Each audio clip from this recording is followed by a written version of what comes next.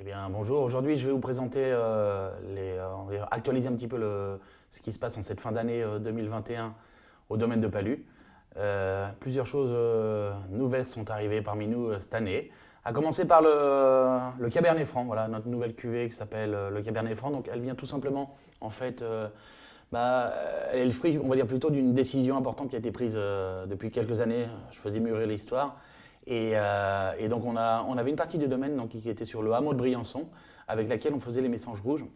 Et on a décidé de se séparer pour recentrer, on va dire, tous nos efforts autour du domaine et évidemment sur le coteau argilo-calcaire de Chinon et de Cravant concrètement.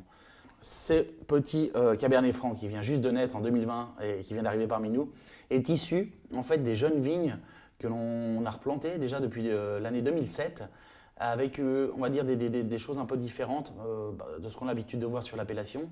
En premier lieu, c'est des vignes qui sont plantées à haute densité. Donc au lieu d'avoir 5000 pieds par hectare, sur ce vin-là, on est avec des vignes qui sont plantées à 8000 pieds par hectare. Tout simplement, c'est des rangs, au lieu d'être à 2 mètres, sont plantés à 1,30 m. Et puis deuxièmement, c'est une sélection massale issue de notre propre, on va dire, observation. Donc on a des Cabernets Francs qui ont été sélectionnés au domaine de Perlu, des vieux Cabernets Francs, mais aussi des Cabernets Francs sur l'appellation de Saumur-Champigny, des vieilles vignes et des vieilles vignes aussi de l'appellation Bourgueil. Donc on se retrouve avec trois origines de Cabernets Francs, de vieilles vignes, de vieux Cabernets Francs de la Loire sur ces trois appellations différentes. Donc ça va vraiment nous apporter une entité propre au domaine de Palu une fois de plus. Donc pour résumer, jeune vigne de coteau avec, on va dire, une sélection massale de Cabernet Franc propre à nous. C'est un vin qui a été vinifié un peu dans le style des Messanges, c'est-à-dire avec des macérations relativement courtes. On va essayer de chercher une fois de plus la spontanéité un petit peu du Cabernet Franc, qui est capable premièrement de nous apporter un petit peu les jeunes vignes, ce côté très pimpant, assez direct et fruité à la fois. Et puis en même temps, on va retrouver toujours cette ligne de conduite qu'on va avoir en bouche, avec cette acidité qui vient, on va dire, du calcaire qu'on trouve sur le coteau. Et ça a été un vin qui a été aussi par la suite et qui a été élevé pendant 6 mois dans des barriques de 600 litres. Il y en avait deux de neufs d'ailleurs. Donc voilà pour le nouveau, la nouvelle venue, on va dire, au domaine de Palu, le Cabernet Franc. Bon, un vin à déguster forcément sur la jeunesse. Il est vraiment ouvert actuellement, voilà, ça sent le fruit dans tous les sens. On ne se prend pas la tête, ça goûte droit. Belle bouteille à découvrir. Ensuite, on va continuer un petit peu sur ce qu'on sait faire depuis des années, c'est-à-dire notre lignée Pensée, Clos, Croix-Boissée et Rougerie. Donc là, on est sur le millésime 2017. Donc, comme d'habitude, c'est des vins qu'on laisse mûrir tranquillement en cave avant de les mettre sur le marché.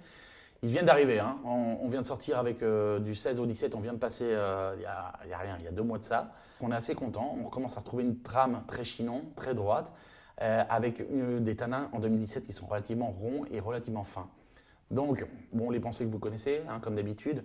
Mes terroirs, milieu de coteau, sable sur calcaire. Et là, on va passer à la nouveauté qui est le clos de Palu. Donc, on a décidé de faire cette cuvée parce il y avait une parcelle dans mes pensées de Palu, de très vieilles vignes, qui est justement dans le clos, à la fin du clos. On a peut-être un petit peu plus d'argile, donc c'est des sables avec un petit peu d'argile sur fond calcaire, mais surtout c'est une très vieille parcelle. Et depuis des années, c'était toujours, comme on vinifie toutes nos parcelles séparément, on avait toujours l'impression d'avoir quelque chose de très bien ici. Et bon, jusqu'en 2016, cette parcelle allait dans les pensées. On l'a sortie en 2017 et c'est la première fois que l'on sort ce vin, cette bouteille, mise en bouteille à part évidemment. Et là où ça devient intéressant, c'est qu'on va voir surtout apparaître dans notre gamme de vins un beau terroir calcaire, mais surtout avec de la très très vieille vigne. C'est une vigne qui a été plantée en 65. Et là, on commence à voir cet effet de sagesse, en fait, dans ce vin, va complètement apparaître. On est vraiment sur le côté un petit peu old school des Chinons, avec, une fois de plus, ces nez de violette, purs, étirés. Il y a un petit côté aussi complexe. On est obligé de chercher un petit peu dans le vin, voir ce qui se passe derrière la violette. Il y a un petit peu d'odeur de macération, il y a des odeurs un petit peu aussi de sous-bois. Et après, la grandeur, elle vient en bouche. D'une manière générale, on vient juste de le sortir et beaucoup de gens se laissent séduire par ce vin parce que le vin en bouche, il a beaucoup de choses. On a vraiment la densité, la richesse et la profondeur d'une vieille vigne, accompagnée une fois de plus d'un beau terroir calcaire. Bon, notre Croix Boissé 2017, bon, on avait souffert une fois de plus, hein, ça fait partie de 2017 du jeu. On avait pris un coup de gel sur la Croix Boissé, aussi bien sur la rougerie. Donc là, on est sur des productions qui sont vraiment petites. On a 1200 bouteilles seulement de Croix Boissé cette année-là. Une fois de plus, hein, le calcaire de la Croix Boissé, le côté très pointilleux, très tendu, qu'on retrouve tous les ans.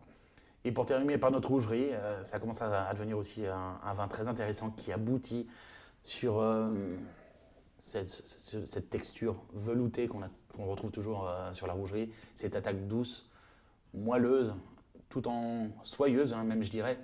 Et puis bon, après cette fin de bouche qui est hyper longue et avec des tanins qui sont d'une classe irréprochable. Voilà, en résumé, aujourd'hui ce qu'on propose au domaine, hein, donc la nouveauté pour revenir sur elle, sur le Cabernet Franc 2020, notre nouveau cru, hein, le Clos de Palu, et puis bien évidemment le reste, hein, en petite quantité, toujours les crus, donc le Clos, la Croix Boissée, la rougerie. Nos vins sont disponibles actuellement au domaine, mais alors n'hésitez pas à vous mettre en contact, et je vous le conseille, surtout pour la partie des crus, Clos, rougerie et Croix Boissée, parce qu'on a vraiment des quantités qui sont assez limitées et pour cette année 2017. N'hésitez pas à venir vers nous, à nous solliciter parce que ça part vite. Alors à très bientôt.